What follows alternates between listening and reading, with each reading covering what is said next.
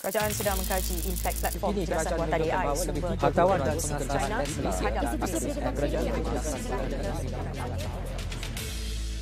Bayangkan, dunia pendidikan kini, pelajar menyiapkan tugasan dalam hanya beberapa saat. AI menjawab soalan lebih cepat dari guru dan maklumat boleh didapati tanpa perlu membuka buku. Penggunaan AI dalam kalangan pelajar semakin meluas. Ada yang menggunakannya untuk belajar, menyemak jawapan, menulis esei dan sebagainya. Namun, tanpa kawalan, AI boleh menjadi pedang dua mata yang membuka ruang kepada peniruan, ketidakjujuran akademik, kehilangan minat belajar serta risiko pencerobohan data peribadi. Malah, sudah ada kes penyalahgunaan AI oleh pelajar tanpa disedari oleh guru atau ibu bapa. Ini berlaku kerana tiada panduan jelas, tiada latihan khusus dan tiada mekanisme pemantauan yang sistematik.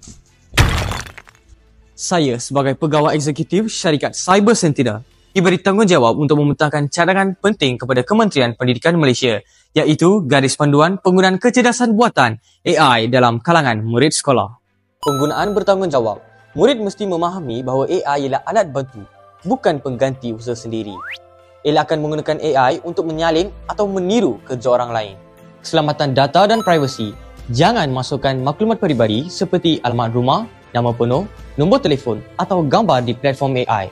Gunakan hanya AI yang sah dan diluluskan oleh pihak sekolah atau Kementerian Pendidikan. Kesedaran etika.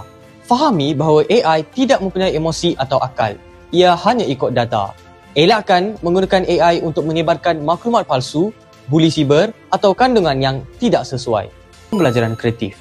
Galakkan murid guna AI untuk menjana idea kreatif seperti membuat poster, mencipta cerita atau membantu memahami pelajaran yang sukar.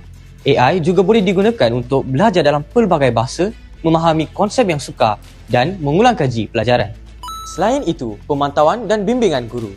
Penggunaan AI perlu di bawah pemantauan guru atau ibu bapa, terutamanya murid sekolah rendah. Guru boleh membimbing cara menggunakan AI untuk pembelajaran. Kawalan masa. Gunakan AI secara berjadual atau terkawal. Tidak berlebihan atau sehingga mengabaikan pelajaran sebenar. Tetapkan masa khusus untuk pembelajaran berasaskan AI agar tidak menjejaskan aktiviti fizikal dan sosial murid. AI bukanlah musuh, tetapi tanpa bimbingan yang tepat, ia boleh menggugat nilai integriti, disiplin dan tujuan sebenar pendidikan. Dengan garis panduan ini, kita bukan sekadar mengawal teknologi, tetapi membentuk masa depan generasi yang celik AI, beretika dan bertanggungjawab. Sekian, terima kasih.